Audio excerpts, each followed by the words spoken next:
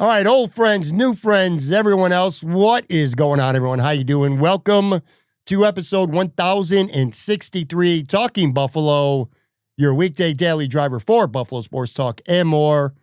My name is Patrick Moran. Thank you very much, as always, to everyone out there for listening to the show, for watching however you take in Talking Buffalo. I appreciate you guys very, very much. A big shout out, as always, to our sponsor, Sunny Reds, 1841 Abbott Road. Brand new outdoor patio bar, near completion. Cannot wait to spend some summer days in the sun. If that ever happens again in Buffalo, I think it might happen. I'm not sure. But if it is, I'll be out there at that new patio bar, man. Great spot to be. Sunny Reds, 1841 Abbott Road. All right, folks, I am joined right now by my good buddy, a recurring guest from the Buffalo Sports Collective, busy man covering yet another Buffalo Bandits championship. My man, PK, what's going on, buddy? How you doing? It's been very busy, along with the Bandits winning their third consecutive championship. Building a fence, and my wife did the measurements the other day. As you remember, I moved from Niagara Falls to Pendleton. The back area we're building for our dogs is bigger than the lot of our entire house in Niagara Falls. Wow. We're stupid. I was digging all the holes by hand too.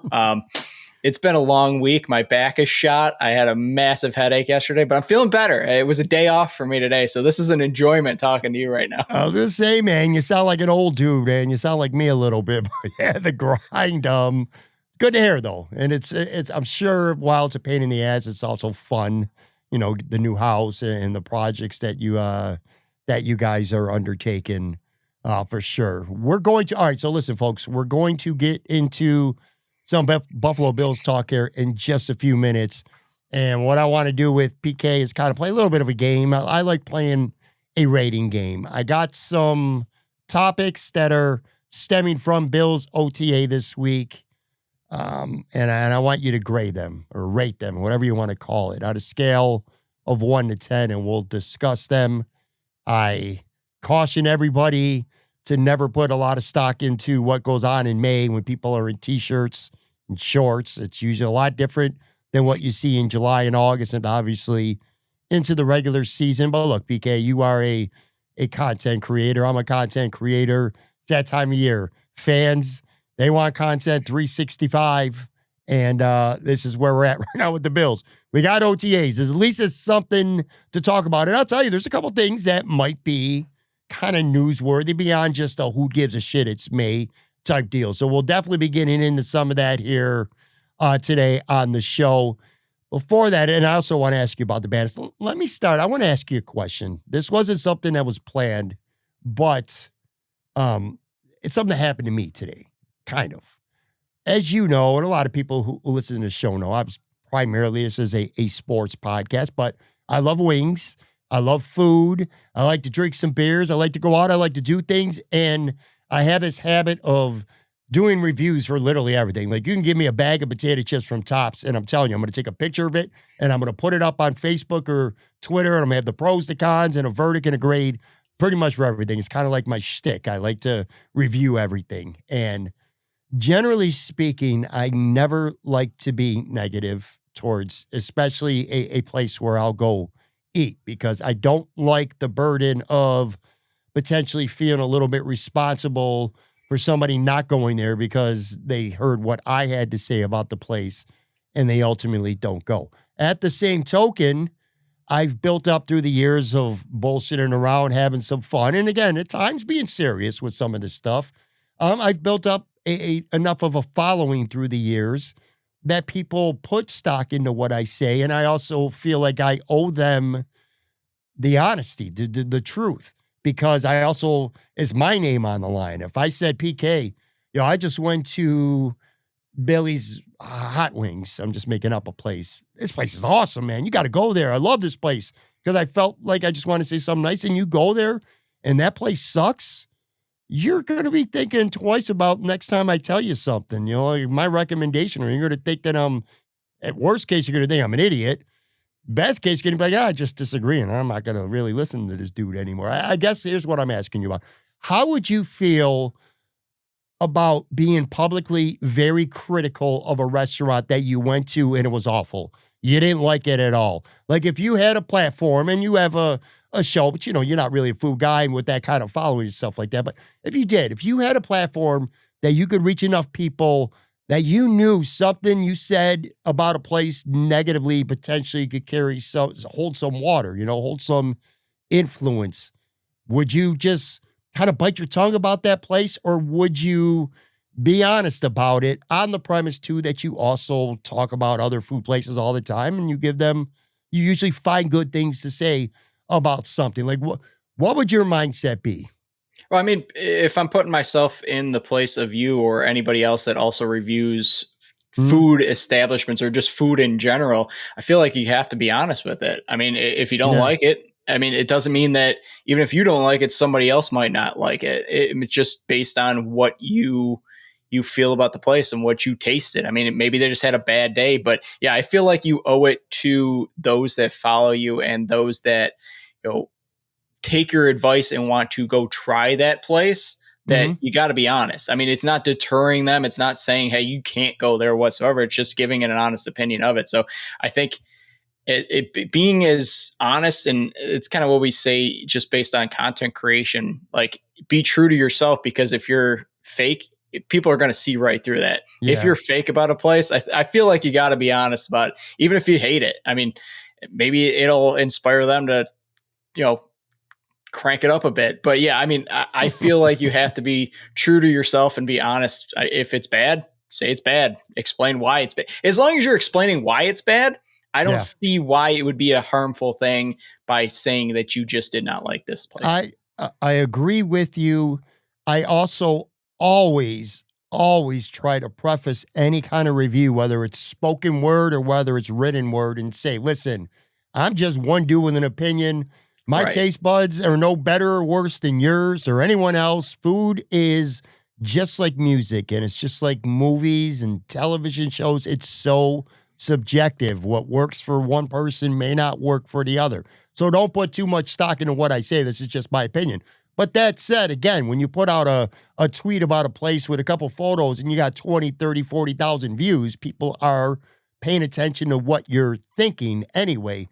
I say that because I'm not going to name the place. I decided to not name the place. I did tweet. If you really want to know where I'm talking about, you could go on my Twitter. I put up a review and it was, to say it was less than glowing would be an understatement. And I'm not going to speak on it on the podcast. I don't want to make it any worse. I bring this up to you because I kind of feel bad. Like I generally find something, and that's the other thing too. I'll go to a place for wings. Let me think of a place off the top of my head. There's a place called Wheat Checks. It's in Kaisertown on Clinton Street. I think their wings are terrible. Okay. But number one, they don't fancy themselves as a top class or in top tier wing joint. But what I will say is, and this is being honest too, their fish fries are as good as anybody's in Western New York. Their beef on weck is really, really good. Like there's lots of reasons to go to White Checks, just not for chicken wings. That's kind of like my vibe. If I'm going to be negative about something, I'll find other reasons why you should go there. I don't want to be the reason why you don't go to an establishment. That's what I'm saying. Anyway, today I kind of crossed that line a little bit, man. There was a pizza place that a certain NFL quarterback, and I'm not going to name the name of it, but a certain NFL quarterback said is the best pizza in Western New York. And I kind of said Josh Allen may be the most popular. Oh, I just gave away the name. Shit. Anyway, he might be, everyone knew what I was talking about. He might be the most popular quarterback, arguably in the history of the franchise, but your boy's got some awful food takes. Let's just put it that way. And I kind of slammed the place. I left that tweet and Facebook status just feeling a little bit bad about it. I was like, I probably should have found something nice to say, but I couldn't really find anything nice to say about the place because that's what you go there for specifically. So I don't know, man. I'm kind of twisted up a little bit. A little bit of a conscious, I guess, to kind of diss a place and make potentially even one person not want to go there. I don't know. Maybe you're Yeah, my therapist, PK. Here, I'm just the venting to pos you like I'm on a the couch. the positive negative type of thing, it brought me back to playing in high school where the coach would pull you aside. I really love what you're doing on this area, but you were dog shit in this area. So it's like you raise them up just to tear them right down. So yeah, it brought me back to that where it's Yeah. like, oh man, I got to go run suicides now. What do you think about, before we get into some Bill stuff, completely off, now we'll get back into some actual kind of sports talk here. Stefon Diggs in the news, especially on social media. It has floated around quickly. I'm sure most people have seen it anywhere, or at least heard about it. Stefon was on a boat with a bunch of attractive women, supposedly on a boat with Cardi B. Like, it was like one of their parties. They're kind of sort of dating, I guess. I don't know. It's a whole weird thing. But he was partying with some girls and handing out what some people quickly found out to be some kind of form of like pink cocaine. I don't even know what the hell that shit is, or pink baggies or something with coke. And it's literally saying it in the video, don't use all of this or something like that. I was like, God damn, bro. What do you think, if you're a New England Patriots fan, if this is talking Foxborough instead of talking Buffalo right now, and you got a newly fresh sign coming off an ACL injury, Stefon Diggs, are you a little, how we're doing the rating game in a little bit? I'm not going to ask you to rate this, but are you concerned right now about what the hell is going on with Stefon Diggs? And that blatantly is something that he should not be doing. The New England Patriots did comment about it. Mike Vrabel did comment about it on Wednesday. They're aware of the situation, and he also was not at OTAs today being Wednesday. Is this something that, if you're a New England Patriot personnel, or especially obviously a fan, are you concerned about something like this? I think because it's happening in the offseason, it brings it down a little bit, but yeah, you have to be somewhat concerned about what's going on in the offseason, because a lot of coaches and GMs say, hey, once they leave this facility, you can't really control anything. You're just hoping that you don't see their name, because a lot of times when you see their names in the offseason, it's not that good. So I definitely think that it's not a good look. It's not a good thing. And especially with a guy that's coming off an injury that's going to be coming in, that's expected to not be a role model or somebody that Drake May can look up to, but it's somebody that Drake May is going to need to lean on in the actual games to progress his career and take that next step that everybody's hoping that Drake May does. So this is not a good look whatsoever. It's not a good starting place for a new team, especially with a guy that's going to be on his third team in 3 consecutive years, especially coming off an injury. So it's not a good look. Especially with the pink substance. If that was excluded, no problems whatsoever. He's missing OTAs. There's plenty of people, but it's that extra element that's in there that's, it's going to raise up some eyebrows, and it's going to be a lot of phone calls that are going around if they're not already going around right now. Yeah, I was just going to say, I would even take it a step further. And yeah, that's the pink stuff. It's out there, Yeah. and that's, if weed is one thing, that's not weed. I don't want to talk about things that I don't know, on a deep level, but I will say I'd be willing to bet that while there were a series of conversations among Patriots brass about signing Stefon to begin with, is the juice worth the squeeze? The guy, the things that may come with him, is it outweigh what he could do on the football field at this point? And can he help Drake May get to that next level like he did help Josh Allen get to that next level? Was the juice worth the squeeze? I'd be stunned right now if that Patriots brass is not reconvening again and having these same conversations based on what this is now. Do we, is there something in the contract that they'd be able to get out of from personal conduct stuff? Is the juice, like I said, is the juice worth the squeeze? Is this something that's going to be worth it? Do we want this? I don't know.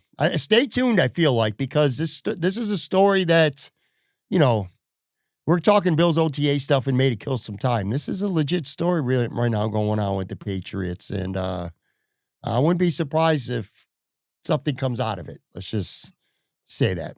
It's only May. It's only got May. a ways to go. It's only May. It feels like it's early March in Buffalo, but yes, it is only the end of May. By the way, right before I went on the air here to record this episode for Thursday, and I'm sure you probably were working or getting stuff done, so you surely haven't seen it yet, but shout out to my guy, Matt Perino from Shout, Buffalo Football Podcast. He got a one-on-one with Shawn McDermott for 26 minutes. Just went up on YouTube. I just watched the majority of it before we started recording our own show here. I just want to say this, and I get a quick comment from you too. Again, congratulations on Matt. It was a really good interview. I've been saying this for a while. The humanization of Shawn McDermott as a personality just continues to evolve. I've gotten to a point where I feel myself for the first time like rooting for him on a personal level. Like I want the Bills just like you do, and everyone who's watching this or listening. We all want the Bills to win the Super Bowl. Let's not kid ourselves here. I'm not going to sit here and act like I don't care. I care greatly. And it's always been for ourselves, our family, our mom and dad, grandpa, kid, whoever it may be, the players, just your friends. You want to party, you want to celebrate. I'm getting to the level where I want Shawn McDermott on a personal level to get over that hump too as well. I really feel that he has worked hard at showing more of a human element of himself. And I'll tell you, listening to his conversation with Matt Perino today, listening to his conversation with Sal Capaccio and Matt Bove about a week or two ago on their podcast, he's a very intriguing, entertaining listen. Like I found myself with Perino. I was like, oh shit, man, me and PK got to knock off this podcast. I wanted to finish it because I was actually entertained by some of his storytelling. He's a good talker, and I feel like he's opening himself up more and more, letting you inside his mind, and it might sound corny, but like even his heart and what he's thinking and shit like that. And I'm really, perpetually, I'm just getting more and more impressed by how Shawn McDermott is as a human being, as it feels like we're finally getting to know him outside of the vanilla, very bland with the media that he was like kind of football coach. You get that vibe and that sense with him at this point, PK?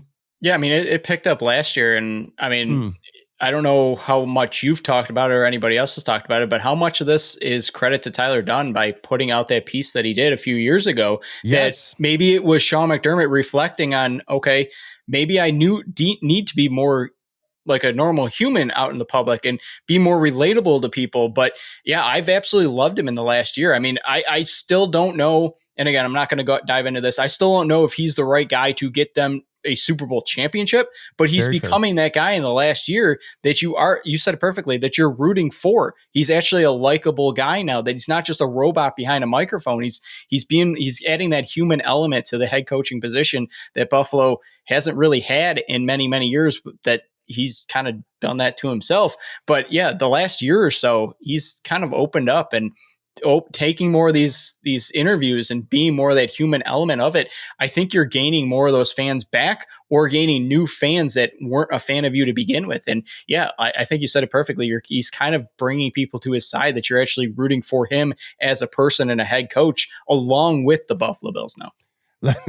So you bring up Tyler Dunn, okay? Tyler's my guy. Look, man, if you're watching this on the video side, you can see behind me on my full screen here, I got TD's book right behind me. Big fan of him and his work. Great dude. When you say give credit to Tyler Dunn, yes, in a way, but in another way, I'm like, I don't know. It's kind of like, all right, so when I was growing up, like my dad, if like he whipped me with a belt, he beat the shit out of me. Sometimes I'm like, he did that out of tough love. He's trying to teach me a lesson. Or was my dad just in a bad mood and being a dick? You know what I mean? It was like, I learned the lesson. I did learn from it. I grew from whatever it was that caused me to get that belt. But was it done out of true tough love? Or was he just being, I'm sick of this dude. I'm going to beat his ass right now. And maybe I'll knock some sense in him at some point along the way. That's kind of how I feel about Tyler Dunn's contribution. I say that mostly joking. Obviously, you and I have talked about this many times over the last couple of years now on this show specifically, that, we both thought by and large Tyler's piece was great. Yeah, but that without question played a role.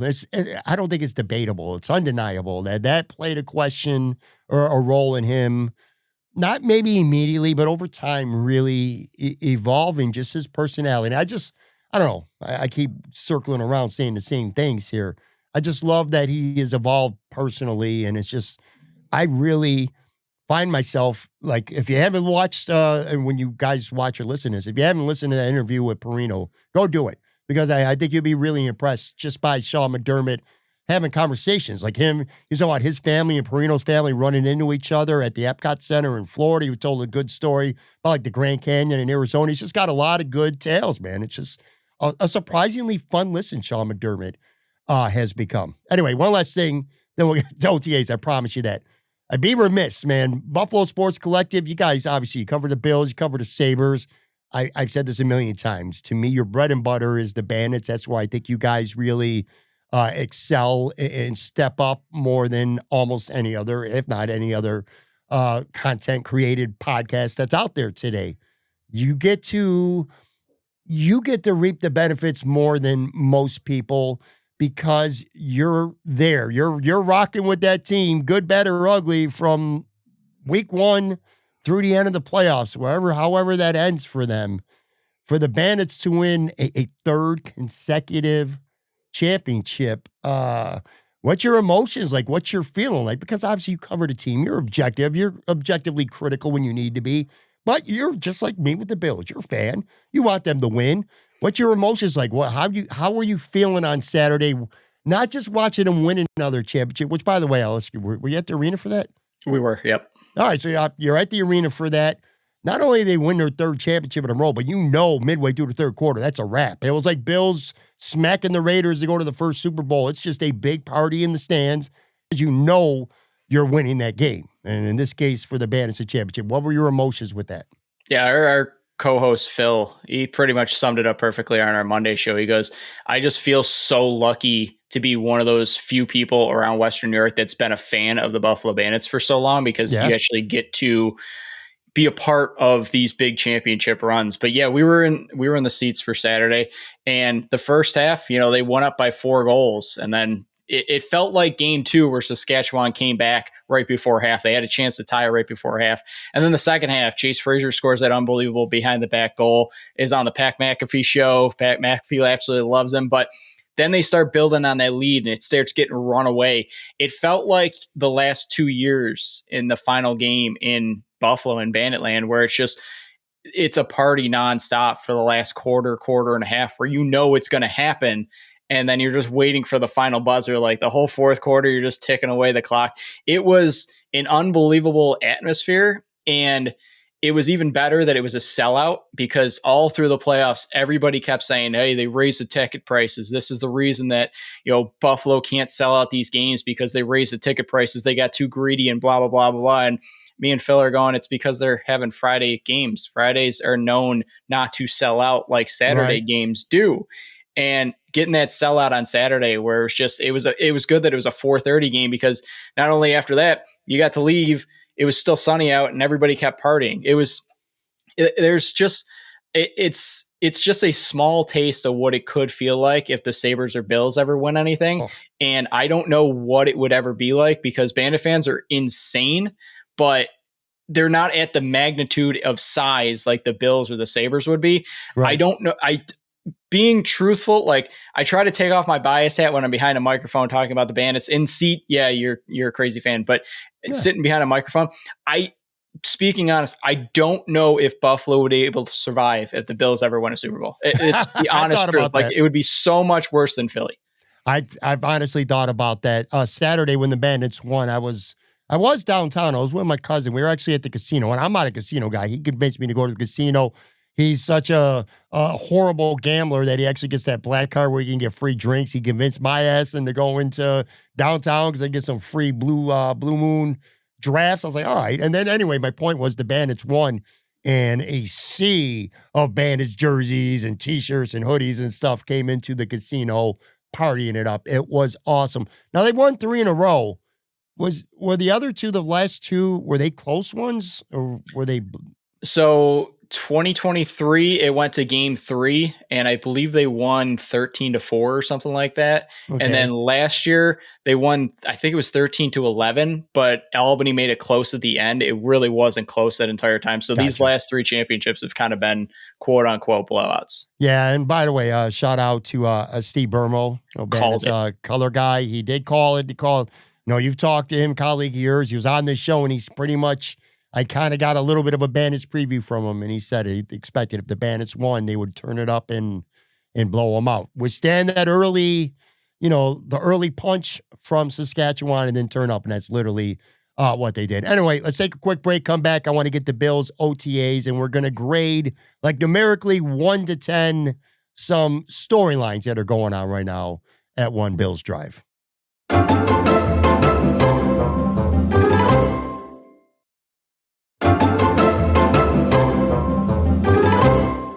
All right, I'm back here with PK from the Buffalo Sports Collective. Let's get into some OTA stuff. Like I said, I'm going to give you a topic.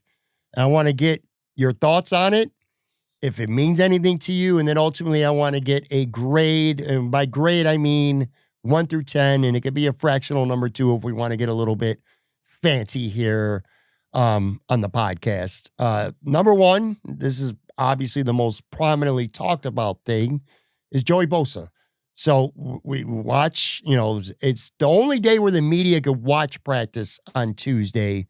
And before practice even begins, Shawn McDermott speaks to the media, and I didn't see it reported anywhere. So this, in a way, felt like kind of sort of a bombshell, even though it's not really a bombshell, but just news that nobody, I guess, saw coming. Joey Bosa injured his calf at training, apparently. He was at the facility training a week before or so ago. So he's out.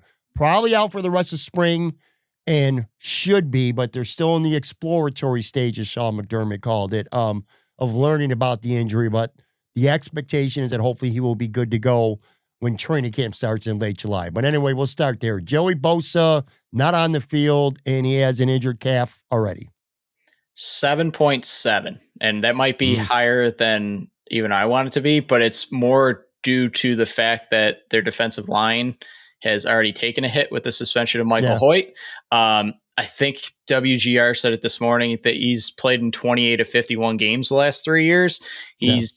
Hasn't been able to stay on the field. When he's been on the field, he's put up numbers, but that's the biggest problem is he hasn't been able to be on the field. And Shawn McDermott made that quote, availability is the great asset. But I am not super worried because it's still May, but based on who it is and the type of player that he is, it is concerning that, okay, he's already hurt his calf when it's just OTAs. So I do think that it's even going into training camp, I think it's going to be a day on, day off type of thing that they're going to nurse it all the way through. But as long as he's healthy in December, January, and February, maybe in hindsight, looking at this is some type of blessing that he's already going to be nursing something early on so he can slow roll it back into it. And come November, December, kind of like what we saw with Curtis Samuel last year, where, okay, he didn't really get much in September through November, but when the clock ticks and he flips it over, he had a phenomenal end of the season. So maybe somehow this is a blessing in disguise, but it's for me, it's 7.7 on the worry meter and how significant it is to me. You kind of just represented both extremes, I think, of what almost everybody thinks one or the other, and you kind of combine it into one thing here. I'm actually going to go a little bit higher than you. I'm going to say I'm going to go as high as like an 8.2, somewhere around that. There's 2 schools of thought right now with Joey Bosa, okay? Number 1, Jesus Christ, it's May and he's hurt again already. This guy's been hurt his whole career. You just mentioned the stats of how many games he's missed. It's like, God, we ain't even getting training camp, and this guy's already going through it. He gets hurt training. He's not going to stay healthy. That's the one school of thought. The other school of thought is, like you said, some people will consider this a blessing. Who gives a shit? All that matters is January. Nothing else matters.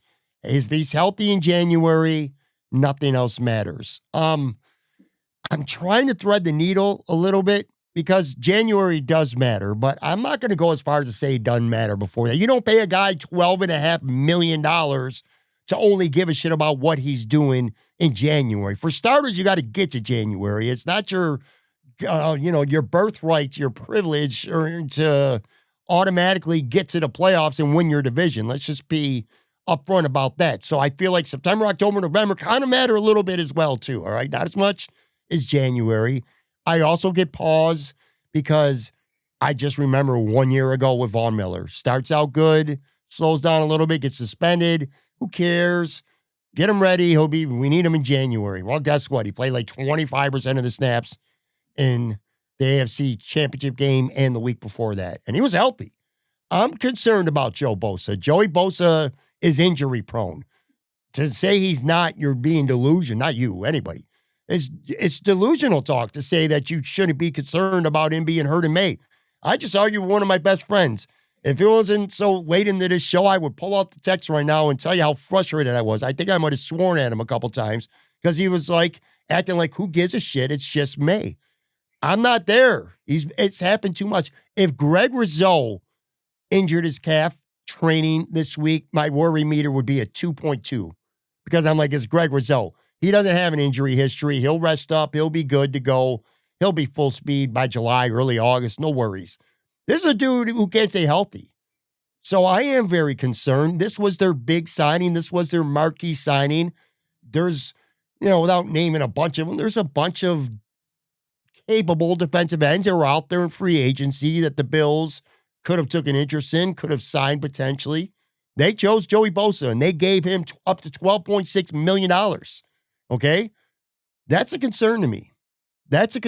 So the fact that history seems to be repeating itself, and maybe it's just an anomaly, it doesn't correlate to all the other stuff that's happened to him before. But I don't know, man. If we're like 2 weeks in the training camp and he's still laboring around and we're hearing about bringing him along really slowly, my 8.2 might go up even higher than that. So I'm going to go a little bit higher on you when it comes to that one. Next one, James Cook, not at OTAs. Not only was he not at OTAs, James Cook was the only player not present at OTAs. Shawn McDermott flat out said he will be there when he's ready to be there. That's a direct quote from Shawn. You're not surprised. I don't even have to ask you that. I don't think nobody's really surprised. That said, no James Cook at OTAs. What's your score at? Where are you at with him right now? Yeah, we didn't talk about this beforehand, so I'm not really sure where you're going to lean. So I don't know where our numbers are going to match up here. I'm at like a 2, if that. I'm not really worried about this whatsoever. Like you said, I wasn't expecting him to be there. I don't think anybody expected him to be there. I don't expect the contract to be worked out this year. I expect him to go into free agency next year, because if he's still holding pat at $14-15 million, he's not going to get it. He's not going to get it from the Bills. He's not going to get in free agency. It's not going to happen. I think he's a very useful and valuable piece to this offense, no doubt whatsoever. But I also think that he's playing his hand way too much here. So based on him not being at OTAs, if this was a different system, I'd be a little bit more worried. If this is, not his going to be in his 4th year going in, I'd be more worried. But based on this going to be his 4th year, based on he already knows the system, based on what we saw from him last year, I'm not worried one tiny bit about him not being OTAs. I'm not worried about the perception that this shows, because I think that's already been out there. Like we said, it's not a shock that he's not there. I'm not really worried whatsoever. I don't think this is going to impact him. I don't think that him not being there is any indication that he won't be at training camp or that he won't be playing in the games, because if he sits out any meaningful games, he's hurting his chance even further about getting anywhere close to $14-15 million, because no team's going to want to pay a guy that's refusing to go play for a team. So I'm not really worried whatsoever. I don't think this is much to write home about. I agree with almost everything you said. And at the very end, I will point out one exception that I will disagree with you on, when you just said nobody will pay somebody who doesn't want to go out there and play for a team, because Hassan Reddick kind of got paid by Tampa. Le'Veon Bell too. Yeah. Hassan Reddick got signed like 2 minutes into free agency in March by a Tampa, and they gave him a good, nice 1-year deal. Anyway, but by and large, I agree with you. I guess my score would come down to 2 things: what my worry meter is and what my annoyance meter is. My worry meter is 2, just like yours. I'd say right around a 2. My annoyance meter's up there now. It's probably around a 5 or a 6. Although my I didn't expect him to show up to camp meter was a 10, because I knew he wasn't showing up and he was not going to be at OTAs. I mean, you're crazy if you thought he was actually going to be there, given the way this offseason has went. I think about the potential for just a headache and a distraction, and that concerns me and annoys me. So that's the only reason why I would have any kind of score whatsoever. But let me add something. Him not being there, whether it's OTAs, I think mandatory minicamp, like if you and I have this conversation in a couple weeks and he misses mandatory minicamp and he'll get fined for that, it's going to be more than a 2. It'll be up to about a 4.5. Then if he misses the first day or so or 2 of training camp, then it's going to be up to 7, 7.5. Ultimately, if he wants to get paid, he's going to have to play. That much we know. But here's also the way I look at it. There's a lot of people out there who like Ray Davis. Ray Davis, when he had an opportunity last year, shined against the New York Jets when James Cook was injured and couldn't play in that game. Now, Ray Davis's stats ain't going to blow you away. But one stat that I saw that really stands out to me was light boxes. Like when James Cook's on the field, there were a lot lighter boxes because the Bills were throwing the ball a lot more too, or at least a threat to. When Ray Davis was out there, usually it was to protect leads or certain points where they're pounding the football. There was heavier boxes when Ray Davis was out there. That stuff matters. Here's what I'm getting at.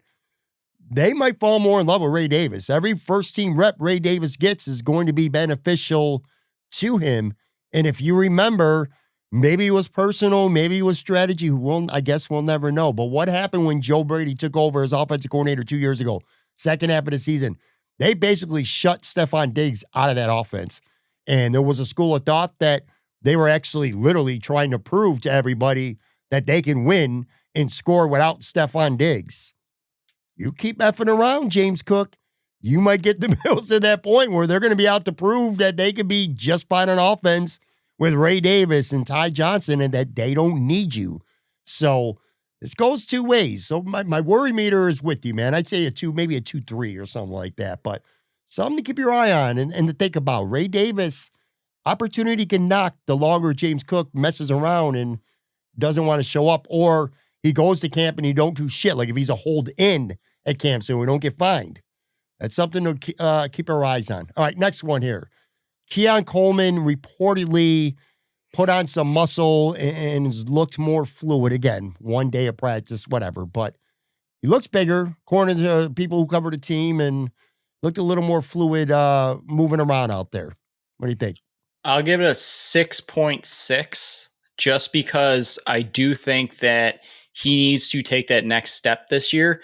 Mm-hmm. And the more this offseason has gone along, I've been able to more reflect on my feelings towards Keon Coleman and kind of go back to, because when the season's going on, you're in the heat of the moment, you make comments and you have to reflect on what exactly transpired. So I do think that last season, how it started, I think was online and in par with what we were thinking that we were going to get from him. It was very hot and cold. It was going to take him a while to get into it. But I think this season, especially after, when he came back from the injury, he was just not the same player. And all the coaches, the GM, everybody said he's just not the same player. The injury just hampered him. So going into the season, I think you not only are you expecting more, you need more from him this season. So any good news to me, I'm going to be very positive about it going into year 2, because that's a lot of times when rookie wide receivers usually make that bigger jump in the second half of this first season. He wasn't around. So I'm expecting that bigger jump in the beginning of season 2 for him. I like that he's putting on big muscle so he can out-muscle guys down the field, get away from that man-to-man coverage right on the top of the line there. So I do like that he put on more muscle. He's looking better, and I would like to see that continue when the pads go on. But right now, I'm going to give it a 6.6 on how significant it is. Yeah, I'm up at probably around maybe a 7. So I'm pretty much I'm right there with you. In terms of him catching the ball or whatever, that's a 0 to me today. I'm just not going to put stock into something that people see in May in t-shirt and shorts. I call it the Chase Claypool effect. I'm just not going to buy into it. But where I'm with you on 100% is the importance of Keon Coleman this year to the Buffalo Bills. And not too long ago, I was on a panel that Joe Marino had on Locked On Bills, and we counted down. There was like 13 of us, content creators, media people, 10 players most critical to the future of the Buffalo Bills. And I was one of the few to actually have Keon on my list at this point. And Joe assigned me explaining why I had him on my list. And I talked about it being, I think as much as the Bills did not do this offseason, showed that they have faith in Keon Coleman. Like, if they didn't have faith in Keon Coleman, I know they signed Josh Palmer and Elijah Moore. We'll talk about those Elijah in a minute here. But they could have made a big swing, whether it was a high draft pick, whether it was a trade, whether it was a big ticket free agent, and they didn't. Because I think they have a lot of they're putting a lot of stock into Keon Coleman being a lot better in year 2. I do think that injury really derailed what felt like at least a semi-promising rookie season. Yeah, he's got to get bigger and stronger, and that's the kind of receiver he's going to be. He's never going to be Stefon Diggs off the line. He's not going to separate. He's not going to win off the line. He's not Cole Beasley. He's not a big slot kind of guy like that. So yeah, him looking good physically to me is pretty somewhat significant. All right, next one here. I just mentioned him. Elijah Moore, by all accounts, Matt Bovee was raving about him. Sal Capaccio was talking about him. Elijah Moore looking really impressive at practice. In and out, his speed was really on display. Good hands, just in and out of breaks really quick. So again, day 1 OTAs, but Elijah Moore looking really impressive at practice. I'm going to give this one a 3, and I'm holding steady with what I said, where low expectations for a very low risk type of thing. I'm still expecting him to come in and make the team and have a depth role on this team. So him looking impressive, it's kind of going back to you're still in t-shirts and shorts. And I know everything that I just said about Keon Coleman, but he's going to the second year. I'd like to see second-year wide receivers put in that work rather than just say, hey, I've already made it. What do I have to work for? Elijah Moore, I'm interested to see, like I think last time I was on the show, I said I'm interested to see what type of player he is. I'm more interested to wait until the pads go on and see what he looks like when he's going against an actual DB on the field. Yeah. But I mean, it's holding steady to 3. It's more, I'm still about the level where I was before OTA started. It'll be either rising or bottoming out at a 0 based on what he looks like in mandatory mini camps and in training camp. So yeah, it's kind of like a nothing burger to me. I'm kind of just still in that waiting phase for me. That's very fair. Yeah, I'm around a 3.5, but I will say that could double quickly if he starts to look good early in training camp, because I do think legitimately he has a chance to make this roster and potentially have some form of impact on the roster. I don't think it's unrealistic to think that could happen for Elijah Moore. One thing, and we're not talking about what, interests us as training camp storylines, but I would say watching Elijah Moore versus how Curtis Samuel looks would be a pretty damn big storyline. But here's the thing. And by the way, Elijah Moore, I don't know his contract off the top of my head, but I do remember it's the kind of contract that generally, and it was with enough guaranteed money that you're sticking around for. He's got a good chance to make this team. It's not a long shot kind of guy or contract, but Curtis Samuel, his contract, even if the Bills were to cut him after June 1st here, they would barely save anything and they would eat a lot of dead cap money. But what I did look up is if, let's say Elijah Moore is impressive, the Bills, if they could find a trading partner for Curtis Samuel, and you might have to sweeten the deal by giving the better pick. You know how that works sometimes. But if the Bills were able to trade Curtis Samuel, they could save like $7 million in cap space by trading him as opposed to cutting him. So that could be one of those low-key, look out for kind of deals. There might be someone out there who's kind of desperate for the kind of receiver Curtis Samuel is. I say that because now they both can make the team, but I just have a hard time saying 5 wide receivers on the football team where none of them have any special teams value. And I know people want to hate on special teams, think they don't mean nothing. Well, whatever. You have right to your own opinion, but I don't know any football team that has their top 5 receivers where literally none of them contribute on special teams. So I don't know, man. I don't know if there's room for Samuel and Moore. So that doesn't change the fact that I still only give it a 3.5 right now in OTAs. But my point was, I do think, PK, that Elijah Moore is going to be one of the more interesting names to look for and watch when training camp starts, at least. 100%. And the special teams aspect that you added to that is perfect. The people that say special teams means nothing haven't been watching the Buffalo Bills for the last 8-9 years, because they spend tons of time and in resources invest. Tyler Medikevich was on this team for how long? I mean, it's insane that people still think that the Buffalo Bills do not care about special teams whatsoever, especially with the new kickoff and all the added elements to the special teams that are added in now. It's I think what you said with the 5 wide receivers that do not play, that because I was like, yeah, Curtis Samuel's probably going to be on this team. And then you mentioned 5 wide receivers that don't play special teams. Now it's got me thinking like, okay, who's going to be that 5th wide receiver on this team now that does play special teams? Because it could be a toss up between, and like you said, they could both make it. They could go into the season with 6 wide receivers, even though that hasn't happened in a while. But yeah, it's got me thinking, okay, maybe it really is Moore versus Samuel that's going to be on this team next year.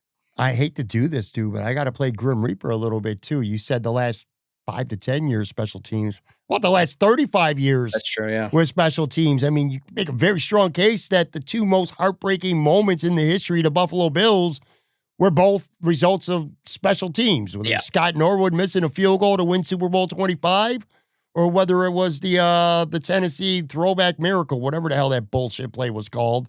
They literally lost 2 games like that, literally because of special teams. And I think back to the Denver game on Thursday night. They lost just 2 years ago or whatever it was. 10 they men lost that game literally because they had too many men on the field on a missed Denver field goal. So, yeah, special teams, I'm sorry to say this, folks, as much as you don't want it to, it does matter. In the bottom part of the roster, special teams is always going to be a factor. Again, not to say that both of them don't make the team. I'm just saying special teams matters. That's all. All right.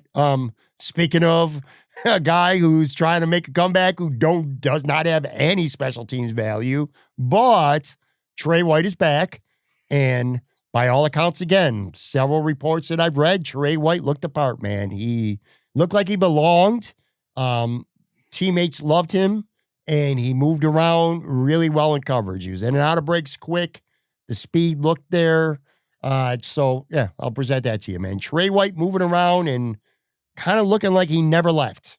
The old Tre White, not the hobbled, the Rams shitty, terrible corner, but the old Tre White kind of looked like he never left.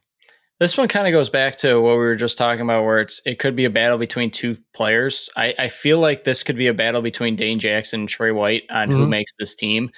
I don't want to put too much stock in him looking really good because, again, they're just in pants and T-shirts. But I'll put it at like a 4.5, 5 because he has been so injury-ridden since his final year or 2 with the Buffalo Bills. So him looking good in training camp, yes, it's, they're in shorts and T-shirts. They're running around on a field late May. But based on what type of player he is, I have to bump it up to like 4.5, 5 because if I'm going to give Joey Bosa a 7.5 or 7.7 with significance because of his injury, I got to bump it up a little bit with Tre White looking good on the field. As long as he can make it through these OTAs without pulling anything, fingers crossed, knock on wood.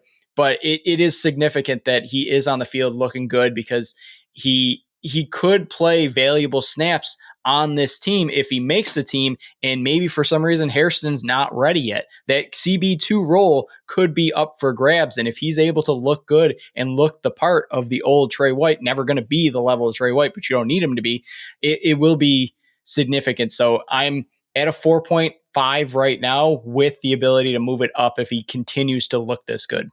I'm at maybe about a 6, and again, that could go up quickly at camp. I agree with your point 100% too, by the way. Tre versus Dane, one of them are making the team. Dorian Strong's going to make this team. He can play special teams. He's a rookie. He'll be that 4th corner. So I think Tre or Dane Jackson, one of them. I kind of look at Tre White. Look, the all-pro Tre White's gone. That dude's gone. He ain't coming back, all right? That's just the way it is. But there's also 2 versions of Tre White to me.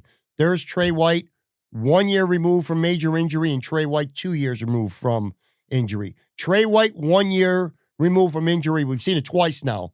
After he got hurt for the Bills on Thanksgiving Day, he came back the next year with his knee, and he was terrible. He was a straight-up liability out there. Last year, the Bills cut him, so it wasn't the Bills' problem, but he was awful with the Rams. Not a good fit there either with what they were doing schematically. And he was out there with the Ravens, fine, whatever. But if you remember, 2 years removed from his injury, which would be the Bills' 2023 season, he looked really good at training camp. He was back, and he looked really good in the regular season. he was really good those first 3 games and 3 quarters. Then he got hurt late in the fourth quarter of that Miami game, and that kind of, just not kind of, it literally set him back. Now, Tre White, again, is 2 years removed from the injury, so he's better physically. I'm sure his confidence is back. He's back where he wants to be in Buffalo. It would not surprise me if you see the 2023 version of Tre White again. And if you do, I wouldn't be surprised if he's starting week 1. He's not going to be the long-term starter. That's going to be Maxwell Hairston, unless, God forbid, Maxwell Hairston's another Kyrie Elam, which I don't think none of us are thinking that's going to happen. But don't be surprised if Tre White, if he looks the part, Shawn just says, you know what? I trust this dude. Let's just wait a little bit. Let Max get a little more up to NFL speed. Get him a series or 2 here and there. And when I know he's ready, bam, he'll take off, from the ground running. But Tre White might be your week 1 starter if he looks the part. So I do think how Tre White looks is important. Maybe not, again, day 1 of OTAs in May, not so much. You get what I'm saying, right, PK, going forward? Because I feel like the better he looks, the more options you have with Maxwell Hairston, if that makes sense, right? Yeah, we're putting a escalation clause on Tre White here. That we're putting it at 4.5 here, but it's the ability to zoom it up to like a 7.7. It's impossible. At the end of the day, we're talking about OTA storylines and what they mean right now, but it's impossible to not think ahead to, 2 months or so ahead of time here. No, I noticed this when I was just looking through photos. No clunky elbow brace for Matt Milano. Now, that's self-explanatory. What are you thinking with that? I'll give it a, I don't know, 4.2. Something around those lines. I am interested to see what type of player we get from Matt Milano this year, because I feel like a lot of fans and a lot of people are looking at this as he's the current placeholder right now for next year if Dorian Williams takes that next step. Like, I feel like a lot of people are looking at this as a Matt Milano farewell season with the Buffalo Bills, where if he comes out and plays unbelievable, I think that's gone. I think they re-up him for another year, and no elbow brace shows that, okay, he's fully healthy.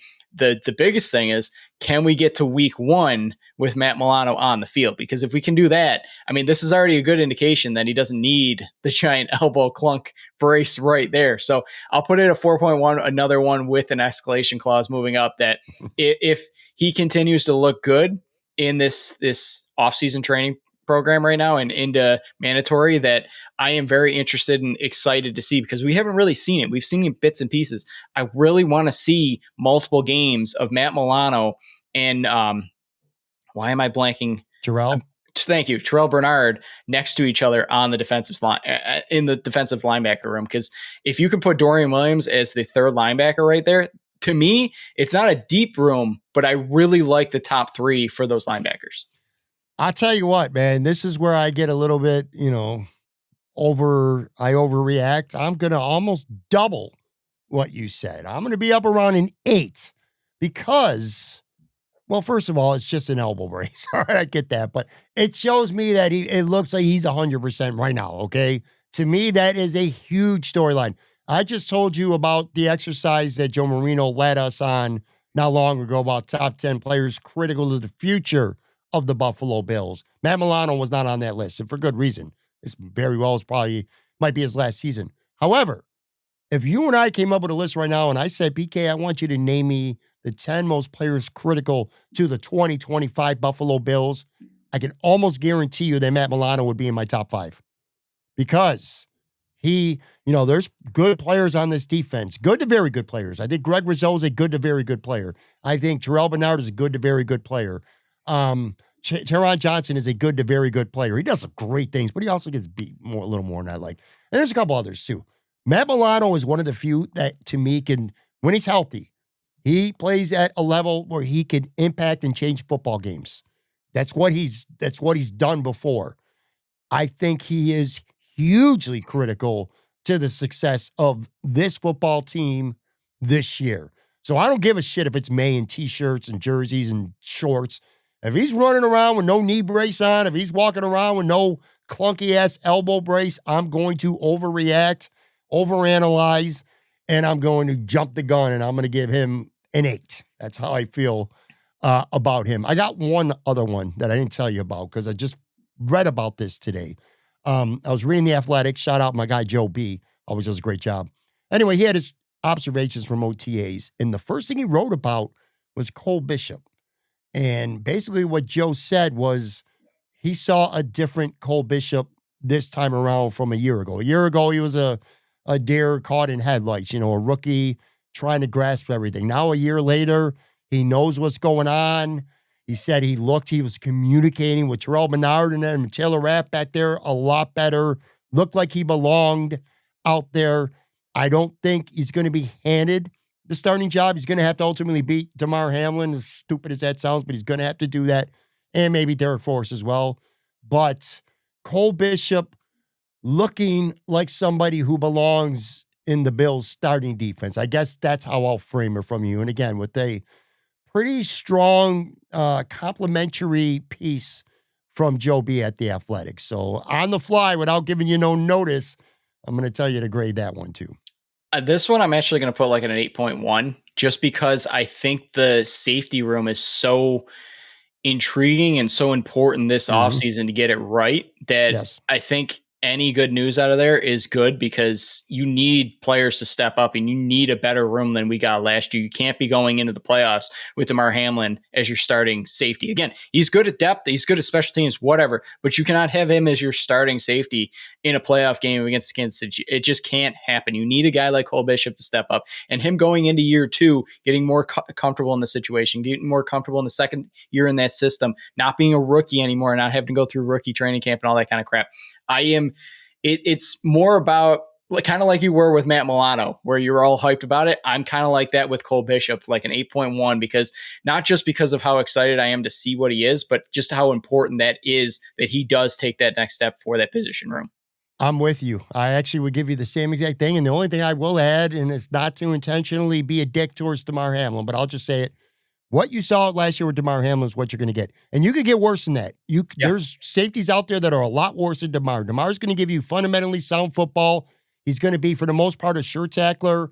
If the opportunity is there to make a play, he'll make a play. We saw it.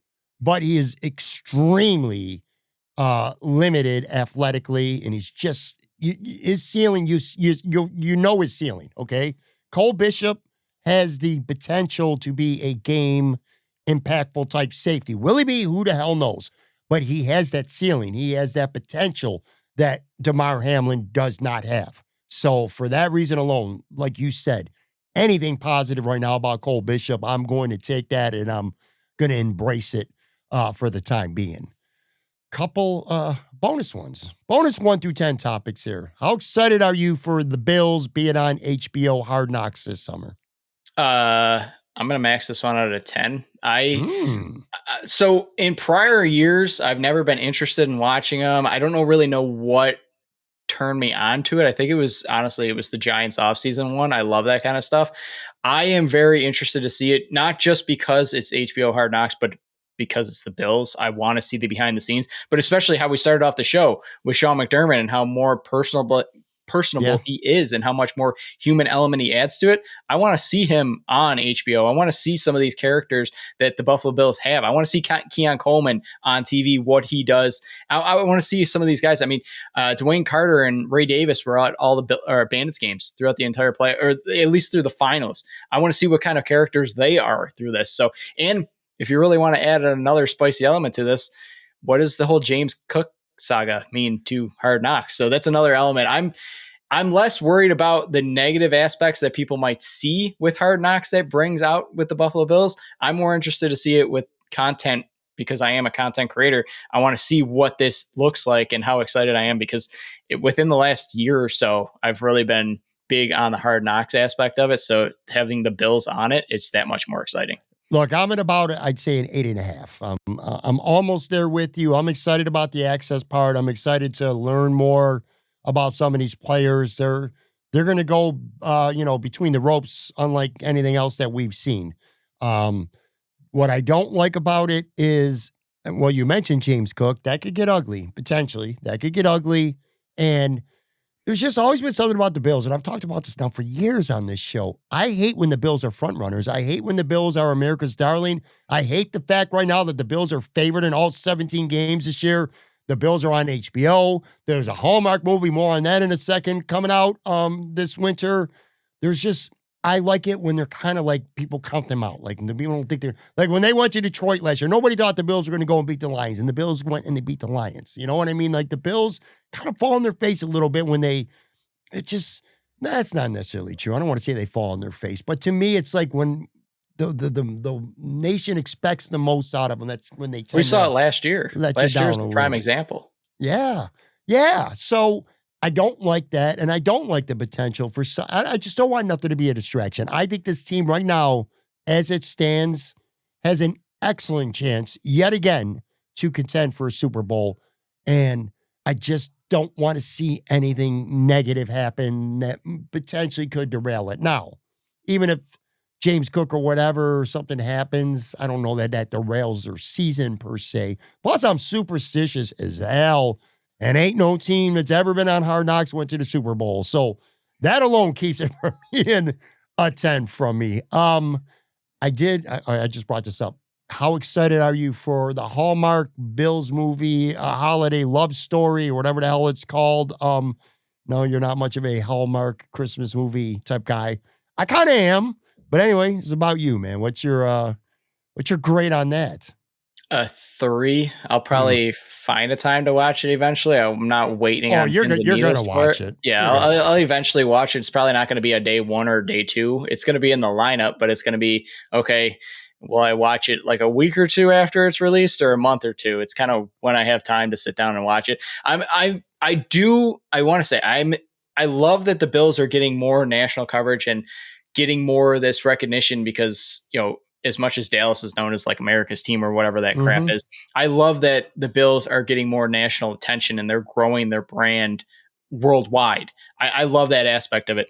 I'm just not a big Hallmark kind of guy. I'll watch it because it's the Buffalo Bills, but it's just, I'm not a big Christmas movie kind of person, a love story kind of person. I'm more into like comedies and stuff like that. So I'll watch it, but it's not on my to-do list right at the top. It's a 9 for me. I like Hallmark Christmas movies. I like Christmas movies. I like stupid, cheesy, predictable rom-com. They're not really funny, but you know how they're going to end. But you watch them anyway. I watch them all, dude. I watch them all. I review them. It's fun. I will say this. Last year's Chiefs A Love Story was one of the biggest piles of shit I've ever seen. And that's even by my standards, who, again, likes a good, stupid, cheesy Christmas movie. It was just too much, man, even for me. I'm sure this is going to be that way. It's probably going to be hilariously bad.